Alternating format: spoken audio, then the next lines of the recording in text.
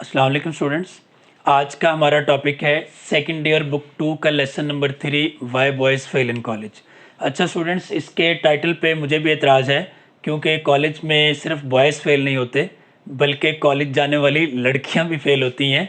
Anyways, writer ने discuss किया है कि वो बच्चे जो कॉलेज में एडमिशन ले लेते हैं वो फेल हो जाते हैं और मुसन्निफ़ अपने तजर्बे की बुनियाद पर ऐसे बच्चों को दो ग्रुप्स में तकसीम करता है जो कॉलेज में एडमिशन लेने के बाद मुख्तलिफ वजूहात की बुनियाद पर फेल हो जाते हैं। पहला ग्रुप वो कहता है कि उन बच्चों का जो फेल होते हैं उनका पहला ग्रुप क्या है। पहला ग्रुप वो है वो बच्चे जो क्या करते हैं, try to pass but could not. ये वो बच्चे होते हैं जो कॉलेज में आने के बाद पास होने की कोशिश तो करते हैं लेकिन अनफॉर्चुनेटली पास हो नहीं सकते। तो ऐसे बच्चों को मज़ीद उनके सब ग्रुप्स डिस्कस करते हुए राइटर हमें बताता है कि पहली किस्म के बच्चे जो पास होने की कोशिश करते हैं लेकिन पास हो नहीं पाते, तो उनका पहला सब ग्रुप क्या है, नर्वस हैबिट्स। ये वो बच्चे होते हैं जो अपनी मखसूस आसाबी आदत की वजह से आराम से बैठकर अपनी किताब पर फोकस नहीं कर सकते। ये वो बच्चे हैं जो पढ़ने के लिए बैठते हैं तो देखते हैं कि हमारी सारी पेंसिल्स जो हैं वो तराशने वाली हैं, तो आज हम अपनी पेंसिल तराश लें, हम अपना सारा बैग सेट कर लें, पढ़ाई हम कल से शुरू करेंगे। तो मुसन्निफ़ कहता है कि ऐसे बच्चों की दुरुस्तगी के लिए कोई और दूसरा बंदा कुछ नहीं कर सकता। ये काम सिर्फ़ और सिर्फ उस बच्चे का है कि वो अपनी आदत को ठीक करे और उस बेचैनी पर काबू पाए जो उसे पढ़ाई पर फोकस करने से रोक देती है। दूसरा ग्रुप है मिसटेकन एम्बिशन। मिसटेकन एम्बिशन से क्या मुराद है? मिसटेकन एम्बिशन से मुराद है कि बाज़ औक़ात वालिदैन अपनी ख्वाहिश बच्चे के मुस्तकबिल पर ठोंस देते हैं। यानी एक बच्चा डॉक्टर बनना ही नहीं चाहता लेकिन उसके वालिदैन कहते हैं नहीं मेरा पुत्र, तू एफएससी ही करनी है, तो करनी भी मेडिकल ही है। तो इसको हम कहते हैं मिसटेकन एम्बिशन। राइटर कहता है कि ये बिल्कुल ऐसे है जैसे एक बंदे को प्याज पसंद ना हो और आप पूरी प्याज की प्लेट भर के उस बंदे के आगे रख दें और फिर उससे कहें कि खाओ और खूब खाओ, पेट भर के खाओ। तो मुसन्निफ़ बताना ये चाहता है कि अगर वालिदैन अपनी ख्वाहिशात बच्चों के करियर के हवाले से उन पर मुसल्लत ना करें और बच्चों का जो अपना इंक्लिनेशन है उसको मद्देनज़र रखें, उसको अहमियत दें, तो फिर एक बड़ी तादाद में बच्चों की फेलियर को रोका जा सकता है। तीसरा जो सब ग्रुप है वो बच्चे जो कॉलेज में आने के बाद फेल होते हैं। मुसन्निफ़ उनको कहता है कि ये वो बच्चे हैं जो ओवर कॉन्फिडेंस की वजह से फेल होते हैं। ये वो बच्चे हैं जो कॉलेज में आ जाने के बाद ये समझते हैं कि जिस तरह से हमने बहुत थोड़ी मेहनत के साथ, बड़े सिलेक्टिव स्टडी के साथ या आखिरी 3-4 माह में मेहनत करके हमने स्कूल का इम्तहान पास कर लिया था, तो इसी तरह से आखिरी टाइम में हम जो है वो कॉलेज का इम्तहान भी पास कर लेंगे। तो मुसन्निफ़ कहता है कि ये जो ओवर कॉन्फिडेंट है इसकी बुनियाद पर बहुत सारे ऐसे बच्चे जो इंतहाई ज़हीन होते हैं वो इस ओवर कॉन्फिडेंस की वजह से फेल हो जाते हैं। और मुसन्निफ़ कहता है कि ये इंतहाई काबिल अफसोस बात है कि एक ज़हीन दिमाग जो है वो ज़ाया हो गया। अगेन इन बच्चों का इलाज क्या है? इन बच्चों का इलाज भी यही है कि इनको रियलाइज़ करवाया जाए कि आप क्या कर सकते हैं और कॉलेज की एजुकेशन की वो अपॉर्चुनिटी जो आपको मिली है उसकी इम्पोर्टेंस कितनी ज़्यादा है।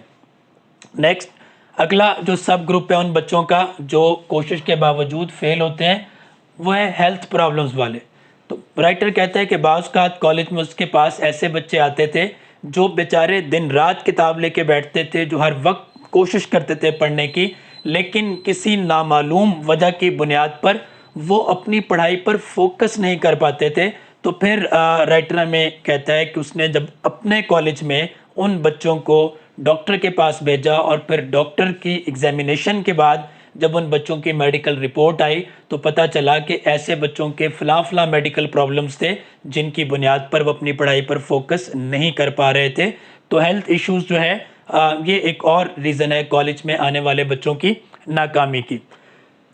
पहले ग्रुप का आखिरी सब ग्रुप है फाइनेंशियल प्रॉब्लम्स। मुसन्निफ़ कहता है कि वो वालिदैन बड़ी ज़्यादती करते हैं जो अपने बच्चों को कहते हैं कि आप पढ़ें भी और अपनी पढ़ाई का ख़र्चा बर्दाश्त करने के लिए कुछ भी करें, कोई भी काम करें, अब आपकी अपनी ज़िम्मेदारी है, हम आपका ख़र्चा برداشت کرنے سے قاصر ہیں۔